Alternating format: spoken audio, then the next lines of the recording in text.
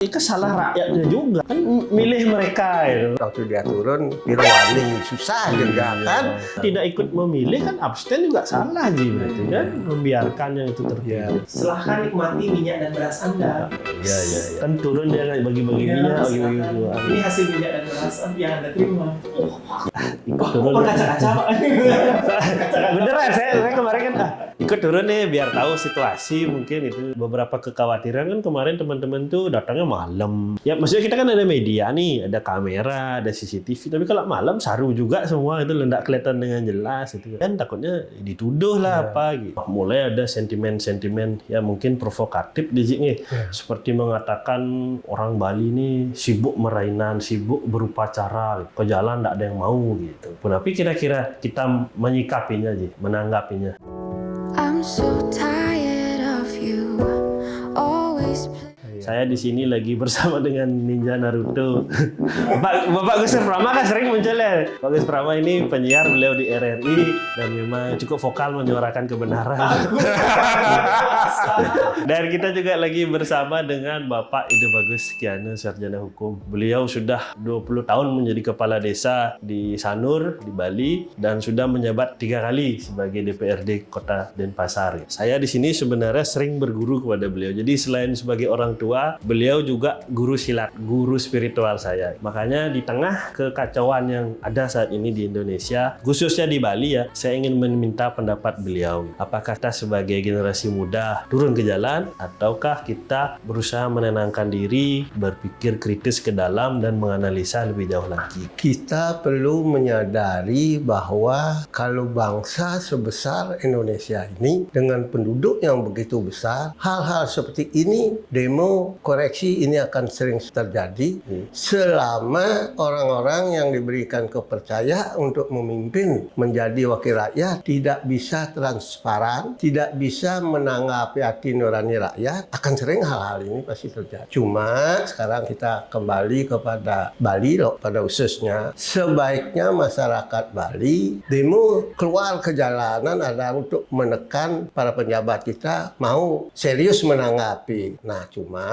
karena kita di Bali ini bukan budaya demo yang bersifat anarkis, nah ini yang perlu diantisipasi agar jangan kemasukan oleh pihak-pihak yang menginginkan Bali tidak nyaman. Apalagi saya dengar banyak dari pihak luar yang demo itu di dalamnya. Dia ikut demo, apakah dia cinta Bali, ingin memperjuangkan Bali, atau dia memang ada pihak ketiga yang menggerakkan mereka untuk membuat suasana Bali tidak nyaman. Jadi masyarakat Bali harus menyadari pengalaman yang sudah-sudah harus menjadi tolak ukur kita. Begitu Bali tidak nyaman, perekonomian kita dengan sini langsung anjlok. Sedangkan kita hidup di zaman dulu dengan agrarisnya, bertani, sekarang ruang tani itu sudah berubah menjadi gedung-gedung, maka tidak mungkin. Nah, untuk itulah kami berpandangan bahwa Bali sebaiknya menjaga, mengutamakan keamanan. Silahkan berunjuk rasa, silahkan mengambil pendapat dengan damai. Mulai ada sentimen-sentimen ya mungkin provokatif di sini.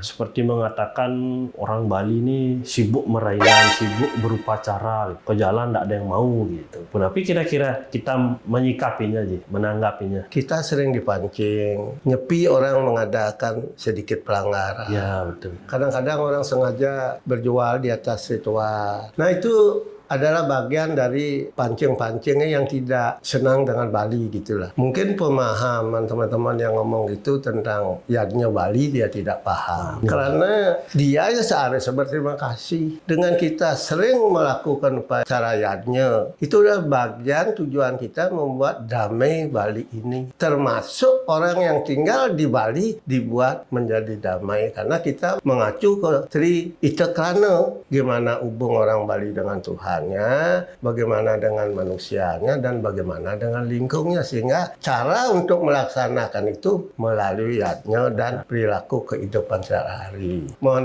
maaf teman-teman yang mungkin memandang orang Bali terlalu sibuk dengan upacara. Iya, kami tidak mengingkar, iya. Tetapi di dalam pelaksanaan itu ada makna yang sangat penting bagi kami untuk menjaga wilayah negara ini, Bali pada umumnya, agar aman, tertib. Nah itu aja. Aman, damai, harmonis upacara. Yang terkait kenapa demo itu harus dilakukan di malam hari nih Kak sih. Iya. Itu sih kritisinya cukup menarik nih Kak. Karena biasanya kalau kita demo tujuannya adalah aspirasi bisa disampaikan. Tuh. Ada perwakilan yang bisa kita temui.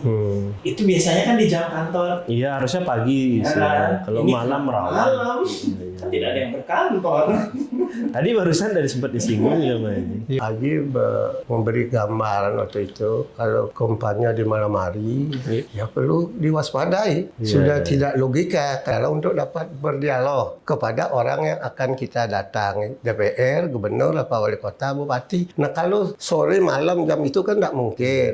Ada dua yang masuk di dalam makna dia berunjuk rasa malam. Dari sudut itu ingin membuat opini agar para keamanan itu dibuat gregetan. Mengapa dia itu? Jadi ini muatannya politik untuk membuat show terapi bahwa hati-hati kamu dan lain sebagainya. Tetapi Ajib nggak yakin itu tidak akan mungkin. Bila mahasiswa yang berkampanye mau malam, mau siang, kami yakin aman. Tetapi yang kami khawatirkan malam kalau disusupi pihak-pihak ketiga yang memang mengenai itu terjadi. Tapi yang malam itu muatnya sangat bermuatan politik. Karena di dalam pengajuan yang diusulkan, saya baca di koran, ada poin angka 10, salah satu usulannya, bebaskan tahanan politik. Kembalikan mobil-mobil yang disita. Kalau dari sudut politik kan orang bisa memandang. Ini pendapat yang dilindungi undang-undang, bisa orang akan berpikir bahwa mereka ada di belakangnya, atau sebaliknya memang masyarakat tidak puas dengan cara di dalam menegakkan suatu keadilan. Karena sesungguhnya mereka tidak melakukan kejahatan pidana. Ya jangan heran di dunia politik, jangan terlalu kejut hal-hal seperti itu. Lihat siapa tidak disandera dengan hal seperti itu bila kita terlalu tajam mengoreksi. Demonstrasi sekarang sangat menyadari para pejabat untuk lebih hati-hati. Ini mencerminkan bahwa memang benar kekuasaan tertinggi ada di tangan rakyat. Sudah mulai muncul. Untuk itu berbanggalah menjadi rakyat Indonesia. Kalau sudah berbangga, jagalah kenyamanan RI ini. Mari kita sama-sama bersatu jaga Indonesia yang tercinta. Jangan dirusak, jangan itu. Teman-teman kayaknya yang demonstrasi juga banyak yang sadar ya. Ketika demonstrasinya sudah mulai melenceng, pulang ini ya. bukan tujuan kita. Langsung mereka cepat juga besoknya juga mulai dia cepat juga respon. Mungkin ya karena ada media sekarang ya jadinya lebih cepat juga. Ada kontra argumennya kalau ada provokasi buruk. Ya senjata kita kan sekarang ya memang cuma ada ini di media itu. Maksudnya kalau dulu mungkin di kerusuhan-kerusuhan yang Jakarta tahun 98, jadi gampang kita dibenturkan gitu sehingga terjadi salah arah jadinya perjuangannya. Kalau sekarang kan kembali diingatkan ya, banyak juga influencer besar itu kembali meluruskan kita ke jalan yang ada tujuan dari perjuangan itu apa, kok pokok pembahasannya. Kita melihat gerakan ini jangan melihat dari sudut negatifnya saja. Dari sudut positifnya jangan bagus. Lihat aja Presiden dengan semua pimpinan partai sudah membuat pernyataan akan menanggapi semua kena rakyat yang dilakukan dengan transparan dan damai. Berarti kan positifnya luar biasa. Nah, pusat ini akan meleleh ke daerah. Mohon teman-teman di daerah cepat-cepat tanggap. Jangan baru daerah santai begini tanggap. Karena tidak menutup kemungkinan meleleh ke DPR daerah untuk melihat transparansi. Berapa penawanan yang begini ini kan gawat. Mulailah kita adaptasi pendekatan. Ya Niko juga ya terkait dengan isu-isu bahwa yang pendemo Niko kebanyakan dari luar. Kalau kita membahas pendatang kan sesuai dengan yang Haji sampaikan tadi, karena memang banyak pekerjaan dari yang tidak mau diambil oleh masyarakat kita karena gengsi segala macam. Tapi kalau kita melihat pendatang itu kan ada istilahnya yang generasi pertama, generasi kedua, generasi ketiga jinggi. Ada kalau generasi ketiga itu udah dari kakeknya dia di Bali gitu loh. Walaupun dia masih membawa adat budaya dari daerah dia. Biasanya generasi 2 ketiga yang udah anaknya dia ada di Bali itu, dia lebih bisa membaur dengan masyarakat kita nih. Kadang-kadang dia udah mulai tahu tata kerama budaya kita, bahkan ada yang ikut madat nih di Bali generasi 2 3. Yang kadang-kadang sekarang jadi polemik itu kan banyak tuh generasi pertama yang baru pertama kali datang ke Bali, baru datang pokoknya dia kaget dia sama budaya kita, terus satu dia membawa budaya dia yang mungkin bersosialisasinya dengan cara minum-minum, berkumpul, itu yang kadang-kadang menimbulkan polemik. Tapi ke depannya sih berharap ya generasi pertama ini setelah lama dia istilahnya berasimilasi lah dengan masyarakat kita, dengan budaya kita, mereka bisa kok jadi pekerja-pekerja yang ulet, profesional, bahkan ada yang sampai mungkin ngambil pekerjaan seperti lawyer segala macam. Itu menunjukkan bahwa nanti ke depannya semoga lebih baik lagi. Pada dasarnya kan kita tidak melarang, ngapain kita melarang mereka datang ke sini, cuma ya itu budaya kita jangan dibenturkan lah. Karena kita ini tidak bisa mengingkari bahwa siapa saja boleh berdomisili di negara Republik Indonesia ini. Cuma cara kita untuk mengantisipasi di samping kita memiliki desa adat yang kuat. Nah, setiap pendatang yang datang untuk menyewa rumah kita perlu sedikit ada kewaspadaan. Selektif lah mana yang meyakinkan bisa ikut membantu Bali, mana yang datang dengan suasana hura-hura seperti orang mabuk lah. Tidak sedikit kita dengar orang saling bunuh lah. Yang Bali dulu sangat minim dengan hal-hal seperti itu. Sekarang kita sudah baca di media di sana terjadi pembunuh. Waduh, ngeri kalau yang begini tidak tempat kita semua antisipasi melalui rumah kita masing-masing. Ya pemerintah juga wawas tangannya terbatas lah. Tetapi kita kan yang lebih tahu. Jangan hanya orientasi, sewonya nih boleh bang, benar ini mohon juga diperhatikan. Gus Mama ngomong saya mau menjalankan hidup nih jalan lurus baik-baik. Belum tentu dipercaya, itu harus diterima. Apalagi sekelas Haji orang politik. 1+1 belum tentu dengerin itu kan baru teori ide. Nggak usah kita mengeluh. Dan kita harus lihat ke belakang. Oh iya dulu saya pernah cara kepemimpin saya kurang simpatik, kurang menarik. Harus diakui kita berbenah. Lalu kita benar-benar menjalankan sisa hidup nih jalan lurus. Belum tentu dipercaya, tapi nggak masalah. Karena kita tidak butuh dipercaya soal itu. Karena persiap kita adalah untuk seumur haji, tidak menyiapkan diri untuk pulang ke Sang Pencipta, itu baru tergolong orang tua aneh sedikit gitu loh. Jadi saya udah dapat arahan sih. Soalnya kemarin kan maunya ikut turun. Kaca-kaca Pak. Beneran, saya kemarin kan ikut turun nih biar tahu situasi mungkin itu. Cuma beberapa kekhawatiran kan kemarin teman-teman tuh datangnya malam. Ya maksudnya kita kan ada media nih, ada kamera, ada CCTV. Tapi kalau malam saru juga semua itu nggak kelihatan dengan jelas itu. Lain dan sesuatu hal kejadian takutnya dituduh lah apa gitu. Malam ya ini ya lawak kambing, sate kambing ya. Jangan lupa mampir di Sate Kambing Atu Ajiyama. Buka setiap jam 5 sore sampai jam 11 malam. Sold out kita 3 hari berturut-turut, Gus. Terima kasih sambutan semeton Kodia dan Pasar ini. Dan sekarang yang perlu lagi, kalau kita ekonomi sudah mulai membaik, jangan opos. Cepat senaya tuh sentimen gitu loh. Cepat sekali raya. Jangan pamerin patung Iron Man. Jalan aja biasa-biasa. Aji kan gitu, pehagat beli sing udah di DPR. Biar beli nu DPR, jangan bisa cur kan aji gitu. Tuh dencel naraga segala wang ini gitu. Dendamnya lama di Aji sering introspeksi diri. Kalau ada yang ini nak berbekal dengan meluh-luh bidang keras ini harus diterima. Karena pernah dulu begitu. Seperti rindu. Ini dikat. Ini dikat. Harus sensor. Yang penting jangan mengulang. Itu yang jarang, guys. Tadi dia suka gini-gini tetapi berani melepas. Itu yang jarang. Ada yang dari baru dia senang sampai mengirim abed, masih demana nih salah. Tapi jadi orang, jujur aja, kalau ingin punya nilai bergening, memang kritis itu juga dibutuhkan. Sehingga orang di warung kopi akalnya tuang, Gus. Ini tuang, Gus. Amarta kritis lah. Tapi asa kritis benar loh. Dan kritis tidak memojokkan orang lain. Boleh dimojok, angkat dek, pintu, angkat dek. Sehingga dia juga. Tapi cari real fakta. Artinya membentuk opini dengan ngomong, bagus itu satu kata-kata ngomong, tapi harus kita berani, ini loh kami sedang realitas yang kami lakukan. DPR yang terpilih sekarang ini kan tunjangan terlalu tinggi, habis itu kadang-kadang komentar menyakiti masyarakat banyak. Ada yang bilang itu salah rakyatnya juga gitu loh. Kan milih mereka gitu. Kalau dibawa ke sana, iya. Maka Haji kadang-kadang kalau tak waras, ini lingkaran setan. Siapa yang mau disalahkan? Salahkan pejabat waktu dia turun, pirwani susah juga kan.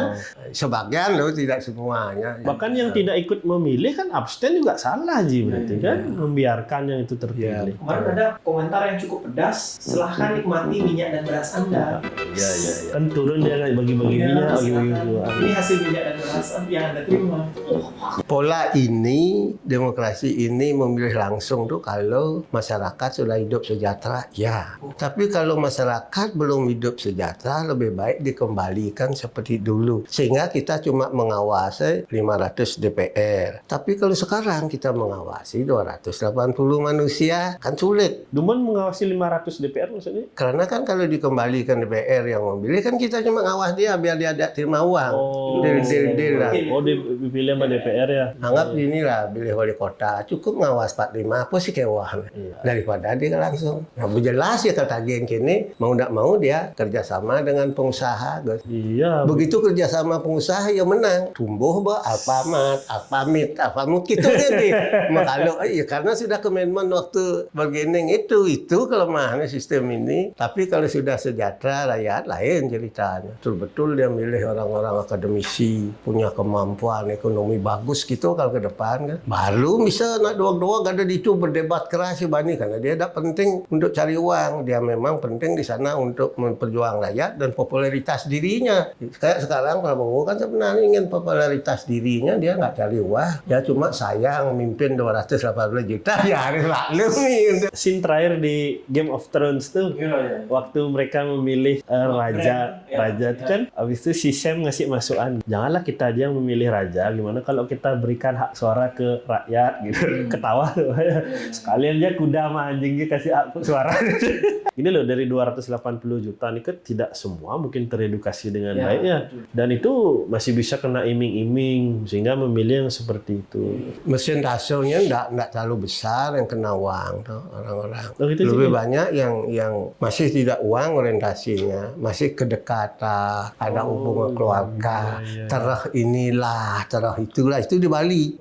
Yang belum uang sebatas malah kebanyaknya mau di luar. Pelaku udah kan tahu. Yang di pusat kan banyak artis Kenten yang terpilih tinggi. Itu udah karena popularitasnya. Lah saya akan menjadi artis terlebih dahulu. Tapi Gani sih gede. Ya enggak sih gede.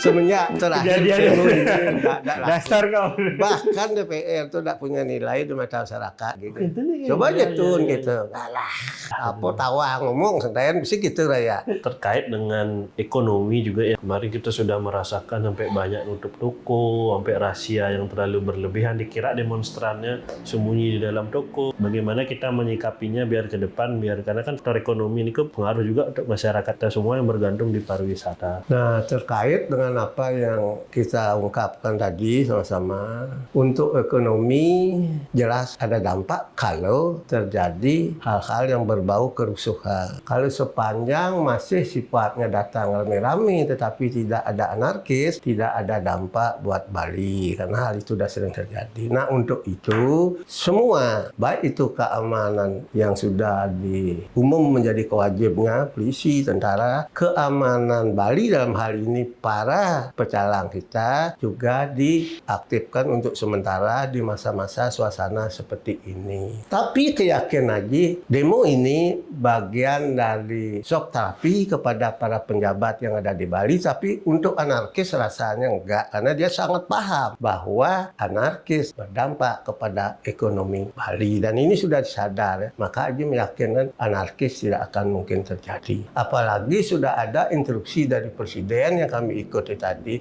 kalau yang benar-benar anarkis, para petugas negara jangan ragu-ragu untuk mengambil tindakan tegas. Tadi juga gelar agung pecalang ada ya. Iya, baru aja lewat. Wah, itu Sudah. Ribuan ya? Kan berarti pandang Haji tidak salah. Haji tidak tahu kalau ada pecalang kumpul.